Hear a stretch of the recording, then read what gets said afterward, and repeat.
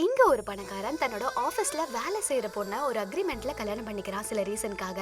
ஆரம்பத்துல இவங்க கட்டாயத்துக்காக கல்யாணம் பண்ணாங்க அப்படின்றனால அந்த அளவுக்கு பழகுற மாதிரி தெரியாது. ஆனா நாட்கள் போக போக இவங்களுமே ஒருத்தர் ஒருத்தர் அவங்களுக்கு தெரியாம லவ் பண்ண ஆரம்பிக்கிறாங்க. அவனை கல்யாணம் பண்ணிட்ட பிறகு அவளும் வசதியா வாழ ஆரம்பிக்கிறா.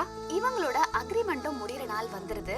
அதுக்கப்புறம் ரெண்டு பேரும் கை கொடுத்துட்டு சரி உன்னோட வேலை நீ பாரு என்னோட வேலை நான் பாக்குறேன் அப்படின்ற மாதிரி கிளம்பிடுறாங்க. என்னதான் மனசுல அவங்க ரெண்டு பேருமே லவ் பண்ணிட்டு இருந்தாலுமே வெளியே சொல்லிக்காமே சுத்திட்டு இருக்காங்க.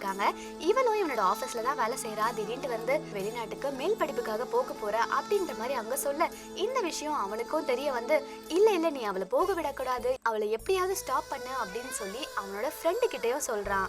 ஆபீஸ்க்கு அவளும் வரும்போது உனக்கு ப்ரமோஷன் கிடைச்சிருக்கு, நீ எங்கேயும் போகாத இங்கேயே வேலை செய்ய அப்படின்ற மாதிரி அவனோட ஃப்ரெண்டு சொல்ல இல்ல நான் கட்டாயமா போய் தான் ஆகணும் அப்படின்ற மாதிரி இவளும் சொல்றா. இந்த சமயத்துல இந்த பொண்ணோட ஃப்ரெண்டு வேற ஹீரோவோட எக்ஸ் கேர்ள் ஃப்ரெண்டும் வந்திருக்கா. இவங்க ரெண்டு பேரும் சேர்ந்து எங்க வெளியில போறாங்க போல இருக்கு அப்படின்ற மாதிரி பேசிட்டு இருக்கா. இதை கேட்ட அவளுக்கு இன்னுமே கோவம் வந்து இந்த ஆபீஸ் விட்டே நான் போறேன் அப்படின்ற மாதிரி கிளம்பி போறா. பின்னாடியே அவனும் போய் அவளை சமாதானப்படுத்தலாம் தான் போறான். ஆனா அவனுக்கு என்ன பேசுறதுன்னு தெரியாம அங்கேயே கம்மன் நிக்கிறான். இதுக்கு மேல இந்த சீனை நம்ம பார்க்கவும் தேவையில்லை, ஏன்னா இதெல்லாம் நம்ம ஆல்ரெடி பிரியமான தொழிலே பார்த்திருப்போம்ல.